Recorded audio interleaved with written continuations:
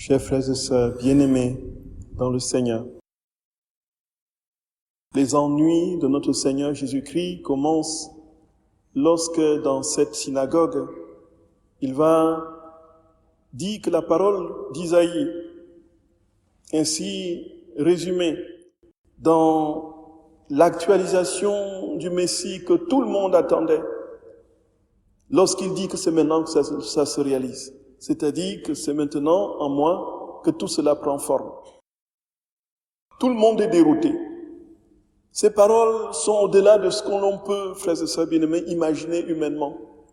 Ce n'est pas un homme qui peut dire qu'il ressuscite les morts. Ce n'est pas un homme qui peut dire que les captifs sont libérés. Ce n'est pas un homme qui peut ouvrir les yeux aux aveugles. C'est pas un homme, frères et sœurs bien-aimés, qui peut faire tous les prodiges dont parle Isaïe et qui annonçait le Messie. Ceci nous dit une chose, frères et sœurs bien-aimés. Le Seigneur, dans ce qu'il a manifesté à ceux qui l'ont connu et qui l'ont côtoyé, n'était rien d'autre que l'accomplissement des Écritures.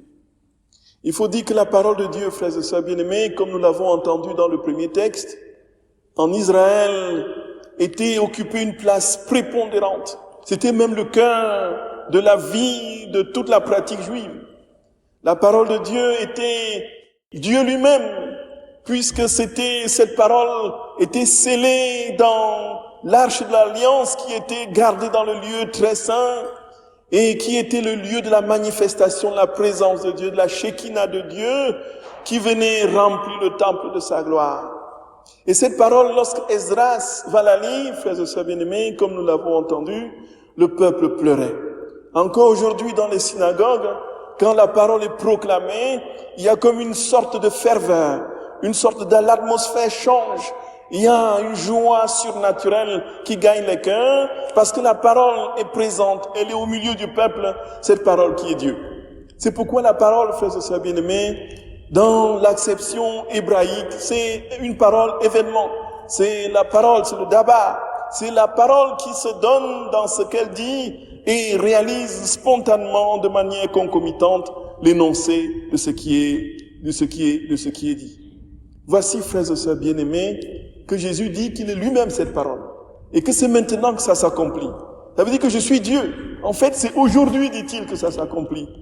Frères et sœurs bien-aimés, voilà tout ce qui va créer les ennuis à notre Seigneur et qui va faire que, de fil en aiguille, avec le pardon des péchés qu'il donne, avec la multitude des signes qu'il accomplit, il va finalement être arrêté, mis à mort, crucifié pour nous. Pourtant, Jésus, frères et sœurs d'amour, nous dit que sa parole, c'est lui-même. Et cette parole ne sort jamais, comme il dit, et ne revient sans avoir produit ses effets. Regardons les effets de près. Le Seigneur m'a envoyé, il m'a consacré par l'onction. Il m'a envoyé porter la bonne nouvelle aux pauvres, annoncer aux captifs leur libération, aux aveugles qui retrouveront la vue, remettre en liberté les opprimés, annoncer une année favorable accordée par le Seigneur. Frères et sœurs bien-aimés, Saint Marc, dans son évangile, s'en est emparé. Pour lui, il n'y a pas de possibilité d'annoncer l'évangile sans des miracles, sans des signes, sans des prodiges. Les aveugles voient, les boiteux marchent, les sourds entendent, et la bonne nouvelle est proclamée aux nations.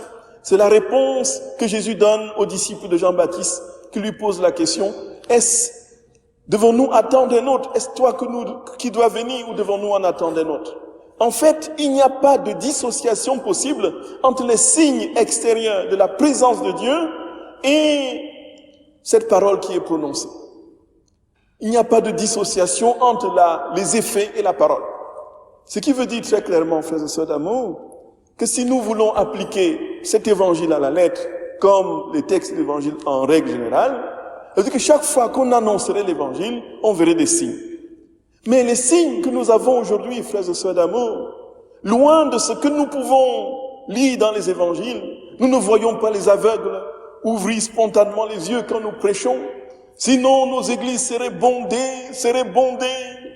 On verrait des foules entières, on verrait des gens trimballer des brancards de partout. Les églises seraient des lourdes, voyez. et on proclamerait la parole et on verrait des miracles et des signes. Au fond, ça nous renvoie au sens ultime du signe. Quel est le but des miracles? Au fond, le Seigneur nous dit, c'est la transformation de l'âme. Et quand Jésus dit, frères et sœurs d'amour, qu'il est venu donner la libération aux captifs, la vraie captivité, c'est la captivité du péché. Quand il dit, je suis venu accorder une année favorable, donnée par le Seigneur, cela veut dire, je suis venu vous remplir de la faveur même de Dieu.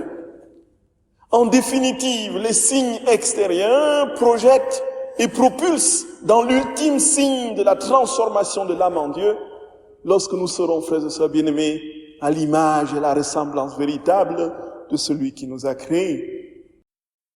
Quand le Seigneur dit, aujourd'hui ça s'accomplit, il dit aujourd'hui, je t'établis au ciel. Aujourd'hui, je te plonge dans la vie de mon Père. Aujourd'hui, je te donne ma propre vie. Aujourd'hui, tu es capable d'être heureux. Et ceci, frères et sœurs d'amour, si les signes extérieurs ne se manifestent pas, cela veut dire très clairement, on a eu l'occasion de le dire, même dans les épreuves et la souffrance, même quand la maladie persiste, même quand nous continuons à être physiquement aveugles, l'œil intérieur est plus que jamais étincelant et nous perçons les opacités les plus opaques. Et nous voyons au-delà, frères et sœurs bien-aimés, des murailles. Tout simplement parce que notre être intérieur, entièrement transformé en Dieu, est capable de voir la lumière surnaturelle, la lumière divine de sa divine présence qui rayonne dans les cœurs, dans le monde. En définitive, le but n'est pas d'attendre que Dieu fasse des choses extraordinaires dans nos vies. Le but, c'est que le Seigneur nous libère, qu'il nous libère de toute captivité, la véritable prison, qui est la prison des passions, la prison de tout ce qui nous empêche d'être tout à Dieu, d'être amour, la prison des haines, la prison des rancœurs, la prison des tristesses, la prison des doutes, la prison des insécurités psycho-spirituelles continuelles, la prison de tout ce qui, frères et sœurs d'amour, cadenasse nos âmes et nous empêche de vivre la simplicité de la communion avec Dieu, parce que là où il est, là Dieu, frères et sœurs bien-aimés, ne peut que nous libérer. Là où est l'Esprit du Seigneur, dit Saint Paul dans l'Épître aux Corinthiens, là est la liberté. Là est la liberté.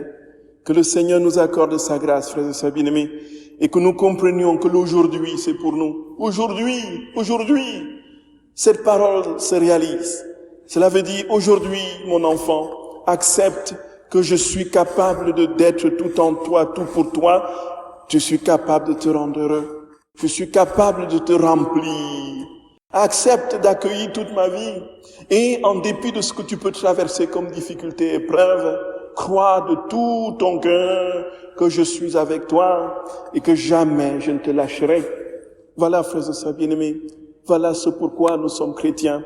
Nous croyons que Jésus est venu nous libérer, qu'il nous accorde la grâce de marcher dans cette foi, dans cette confiance et dans cette espérance, en attendant le jour où il n'y aura plus une seule once de tristesse, une seule once d'angoisse, une seule once, frères et sœurs bien-aimés, de péché dans nos âmes, parce que le ciel aura commencé. Gloire à toi, Seigneur. Gloire à toi, Jésus. Gloire à toi. Gloire à toi. Viens, Seigneur Jésus. Maranatha. Maranatha.